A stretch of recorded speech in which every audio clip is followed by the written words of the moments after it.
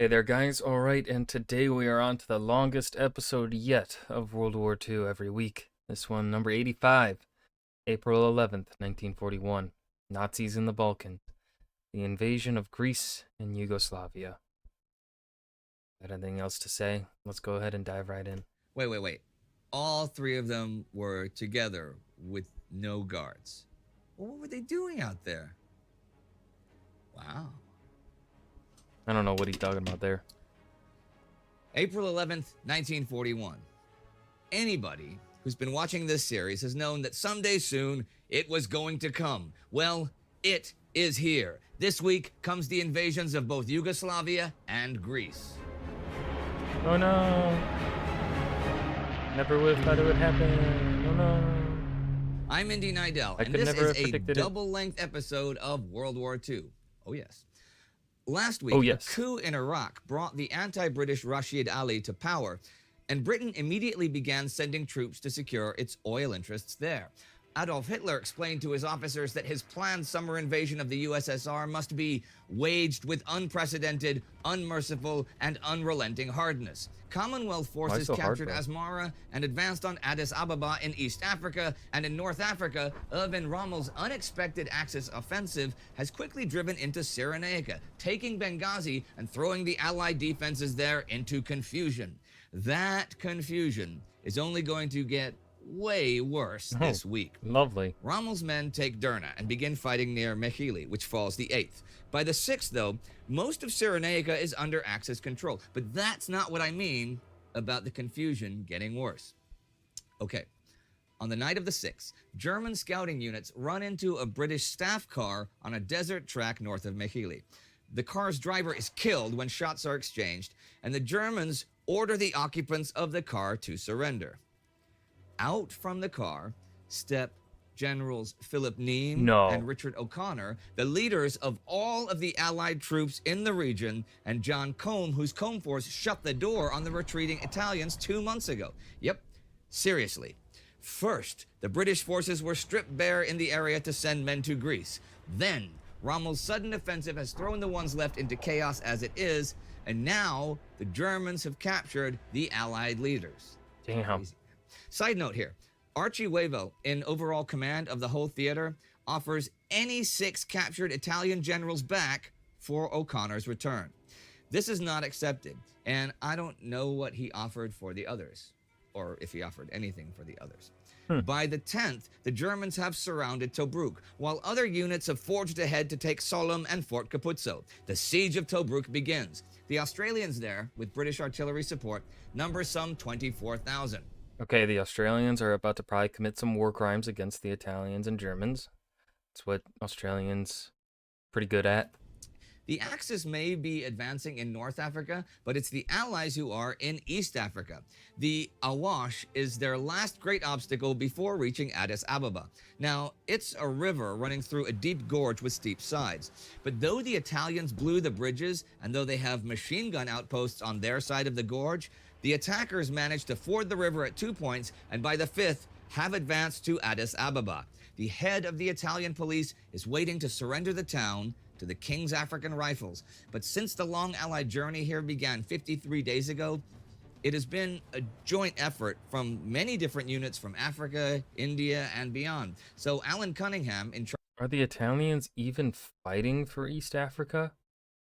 Like, there's not been any fighting. ...in East Africa, wants to have as representative a force as possible occupying the capital. So the surrender ceremony of Addis Ababa is postponed until the next day, April 6th. It takes place in the home of the Duke of Aosta. The Duke himself has withdrawn to the peak of Amba Alagi, along with Luigi Frusci, his field commander. What remains of the Italian forces have withdrawn to Desi, Jimmo, or Amba Alagi. 500,000 gallons of gasoline, nearly 2 million liters, and 300,000 of diesel are taken at Addis Ababa, as well as a vast array of medical supplies. Elsewhere in the region, Allied troops advance on Massawa. Now, there are 7 Italian destroyers there. The destroyers were ordered out to sea on desperate missions, which the Italians love to design, sometimes fulfill.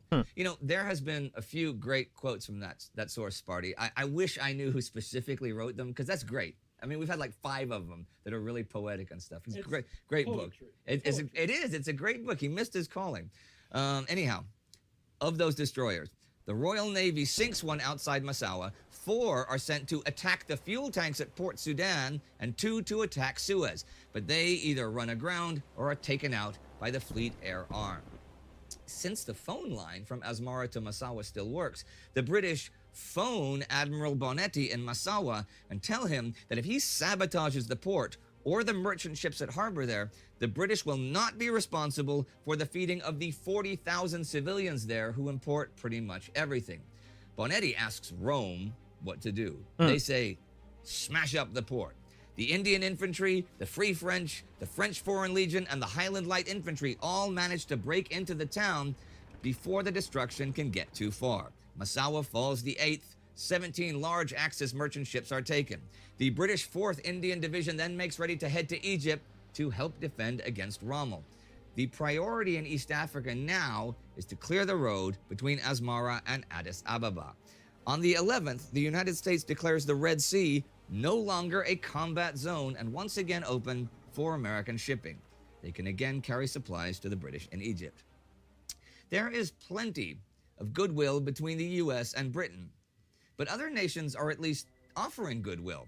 On the 5th in Moscow, Joseph Stalin meets with Yugoslavian minister Milan Gavrilovic and tells him that if Yugoslavia is attacked, the USSR will adopt an attitude of goodwill based on friendly relations. Gavrilovic then What the fuck does that mean? asks, and if the Germans, displeased, turn against you? Stalin says, let them come. Well, we will sure see about that, because at 5 in the morning of April 6, 1941, the Germans begin the bombing of Belgrade, the Yugoslavian capital. The Battle of Yugoslavia has begun. Oh, one of these transitions. Swiftly and with savage brutality, Yugoslavia was struck and overrun. In the bombing of Belgrade, the principal purpose of which was to create confusion through terror, 17,000 civilians were killed, the largest number of civilian deaths by bombing in a single day in 20 months of war. You see, a great many Yugoslavians have come to Belgrade from other towns and villages to celebrate the holiday, for the attack comes on Palm Sunday. I also have to point out that other sources give numbers that are many thousands of fewer people killed in the bombing. It may have been as few as 4,000. Well, 150 dive bombers and bombers with a heavy fighter escort fly in relays. The initial raid is 3 waves, lasting for 20 minutes each at 15-minute intervals. Any and all defenses are destroyed by the first wave, so the dive bombers could go down all the way to rooftop level. Other than the 17,000 or however many dead Yugoslavians, all communications between Yugoslavian High Command and the armies in the field are virtually destroyed. All of Yugoslavia's airfields are simultaneously attacked, and most of their 600 planes are destroyed on the ground. As Axis forces begin to cross the borders into Yugoslavia, one army in Bulgaria makes for Salonika in Greece, because Operation Marita, the Battle of Greece, also begins this day. The Luftwaffe bombs the port of Piraeus before the dawn, and 6 Allied ships are sunk, but then the Clan Fraser blows up at anchor with 200 tons of TNT aboard and devastates the harbor. 10 other ships sink. Just before 6 that morning, but still 2 hours after the explosion, the German ambassador, Prince Victor zu Schönberg, gives Greek Prime Minister Alexandros Kourou a long list of grievances, the main one being that Greece has joined with Britain. The ambassador says that Britain plans to use Greece as a base of operations against the Axis. For this reason, the government of the Reich has already given orders for its forces to drive out British forces from Greek soil. Any resistance which the German army encounters will be mercilessly crushed. It goes on to explain that the Germans do not come as enemies, but are providing a service both to Greece and to the European community. The Italians, who want a little revenge on Greece for being, well, better than them in the Italian invasion of Greece, prepare to invade again. They also plan to march into Yugoslavia from Istria in the north and the Italian enclave of Zara on the Dalmatian coast. The Hungarians are also ready to move in. Yugoslavia has under 30 divisions versus over 50 Axis ones, and the latter are armored and have total air superiority. Units of Wilhelm List's German 12th Army invade Greece from Bulgaria. Ewald von Kleist's 1st Panzer Group and Maximilian von Weich's 2nd Army will attack Yugoslavia within days.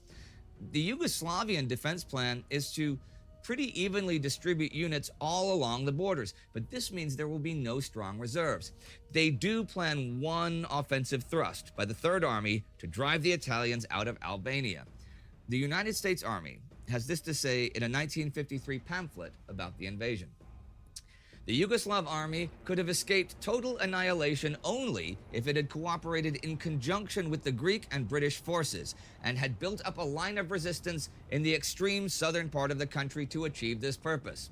This would have meant the voluntary abandonment of almost the entire national territory, a decision which no Yugoslav political leader could possibly have envisaged. Yeah, it's kind of political suicide. That army, fully mobilized, is slightly under 1 million men, but as the invasion begins, it is still being mobilized. Oh my God. A lot of the men are still getting clothed and equipped in their garrisons, so troop deployment is a real mess.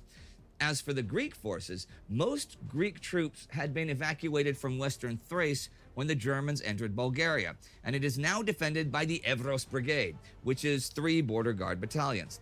In eastern Macedonia is the Nestos Brigade, and the Metaxas line is held by the 7th and 14th Divisions east of the Strymon River and the 18th west of it. South of Lake Doiran, the 19th Motorized Infantry Division is in reserve. The Greek forces defending the Bulgarian border are around 70,000 men total and are under command of the Greek Second Army with headquarters in Salonika. In central Macedonia, the Greeks have the 12th and 20th Infantry Divisions. The Greek First Army, with its 14 divisions, is in Albania, since Greece has been at war with the Italians since October and has advanced into Italian-occupied Albania. Now, Greece is supported by British and Commonwealth forces. The 1st Tank Brigade of the 2nd British Armoured Division is in the lower Vardar Valley near Salonika, the New Zealand Division north of Mount Olympus, and the Australian Division blocking the Aliakmon Valley. The German attack plan is based on the idea that because of the Greek forces stuck in Albania, the Greeks will not have enough men to defend their Bulgarian and Yugoslavian borders, so they will drive armored wedges through the weakest links in the defense chain. A thrust towards Skopje to cut rail and road communications between Yugoslavia and Greece, and then an attack on the flanks of the better defended Metaxas line. That thrust by the 40th Panzer Corps begins at 5:30 a.m. April 6th, and though they meet spirited resistance, they enter Skopje the evening of the 7th. They then turn their attention to the Vardar positions. The main attack in Greece on the 6th, though, falls on the Metaxas line in both Macedonia and Thrace. The German 30th Corps attacks the line in the center and the east. The 18th Mountain Corps attacks the line to the west, but also sends forces into Yugoslavia towards Strumica. On the 7th, armored units moving south after taking Strumica put heavy pressure on the west flank of the Metaxas line. Meanwhile, von Kleist's 1st Panzer Group crosses the Yugoslavian border the 8th and reaches Niš.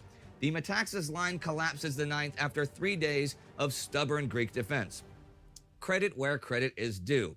The German 6th Mountain Division breaks through, crossing snow-covered 7,000-foot mountains to take points the Greeks believed unconquerable. Also credit where credit. I mean, the Germans trend towards attacking positions such as that, so maybe that should have been, I don't know, thought of a bit more. Is due. Some of the Greek defenses on the line hold out for days after the Germans have bypassed them. Fort Rupel, for example, is toward the west end of the Metaxas line, dominating the Strymon Valley, right in the line of advance from Yugoslavia. This is one serious fortress and is under bombardment on the 6th before Prime Minister Korizis is even awakened. Stukas dive bomb it for 2 days until the Germans realize this is just a waste of ammunition, and the Greeks fight off attack after attack after attack. By the 9th, the fort is basically isolated. Salonika falls to the 2nd Panzer Division. General Konstantinos Bakopoulos, in charge of the line, surrenders his troops. However, the Germans release the Greek soldiers after disarming them. Hitler regarded the Greek soldiers as the valorous descendants of Alexander's hoplites and the Theban sacred band, a unique mitigation of his disdain for non-Teutons, and he so admired the bravery they had shown in their war with Mussolini that he instructed OKW before the campaign began to release from captivity all Greeks taken prisoner as soon as an armistice should be signed. Major Georgios Doratzos, in charge at Fort Rupel, when informed by the Germans under a white flag of the ceasefire and the occupation of Salonika, refuses to surrender the fort the 9th, but does so the morning of the 10th. German units have by now taken Monastir and are heading south for the Monastir Gap. Also on the 9th, Maximilian von Weich's German Second Army crosses into Yugoslavia from Austria and takes Maribor. The German 46th Panzer Corps attacks from Hungary, taking crossings of the Drava River. The German Second Army takes Zagreb the 10th. They are helped by the fact that many Croatian soldiers desert the Yugoslavian army. This is not a sudden decision or anything. On March 31st, German Foreign Minister Joachim von Ribbentrop wrote to the Consulate General at Zagreb, "Please inform the Croatian leaders confidentially that we would provide for an independent Croatia within the framework of the new order for Europe should the Yugoslav state collapse through its own mistakes. They could promote this goal most effectively by completely abstaining from further cooperation with Belgrade." So that day, Yugoslavia is split up. An independent state of Croatia will be established under Ante Pavelic and the Ustasha, the ultra-nationalist Croatian organization. Also that day, the German 40th Panzer Corps begins advancing south through the Monastir Gap. Their first contact with the British is north of Vevey the 10th. SS troops take it the 11th, but are stopped south of the town by the Australians, who hold the heights overlooking the road through the pass. And as the week ends, there are attacks everywhere. Far to the north, General Ambrosio's Italian Second Army starts an advance towards Ljubljana, though Weich's Germans get there first. Italian units are advancing along the Dalmatian coast. The 41st Panzer Corps attacks from Romania towards Belgrade. The Hungarian Third Army attacks towards Novi Sad. There are attacks everywhere. There are even attacks on Germany. On the 9th, as reprisal for the bombing of Belgrade, the British bomb Berlin with incendiary bombs. Adolf Hitler spends part of the night in his bomb shelter. But they're not the only ones attacking Germans. On the 10th comes the first open hostile act by the United States towards Germany of the war. The destroyer Niblack drops depth charges against a U-boat that sank a Dutch freighter. The Niblack picks up 3 boatloads of survivors, drives off the sub with the depth charges. Also on the 9th, the United States occupies Greenland. With approval from a free Denmark, they will build both naval and air bases there for fighting the U-boats. American President Franklin Roosevelt tells British Prime Minister Winston Churchill that America will extend security and patrol areas east to the 25th meridian. And on the 11th, they begin sea patrols in the North Atlantic, though they are still neutral. And I don't know if I'd count that as neutral anymore. A very active week of the war comes to an end, with the British basically losing their leadership all at once in North Africa, but triumphing in East Africa, and of course not one, but 2 nations invaded by the Axis powers in southeastern Europe. It's interesting what Stalin said on the 5th. Yeah, of course, we can't know just what's in his mind, but we have seen him repeatedly warned that the Germans are planning to attack his country. Maybe it's sinking in after the attacks this week, because on the 10th, a decree from Moscow creates a special logistics department for the Red Air Force, setting up airbase areas and ground services. Fighter corps are also specifically formed to beef up the air defense of Moscow and Leningrad. The Soviet Union seems to be awakening to the danger it is in. Stalin seems to be singing a different tune. If you'd like to... And that was week 85 of World War II, April 11th, 1941. Nazis in the Balkans, the invasion of Greece and Yugoslavia. This was a long episode, but there's not anything in here to really talk about. It was just a lot of action happening. It's not action that leads to further discussions, in my opinion. So here we are at the end. I hope you guys enjoyed. Remember to hit that like button and subscribe for more. And I'll see you guys in the next video. Peace.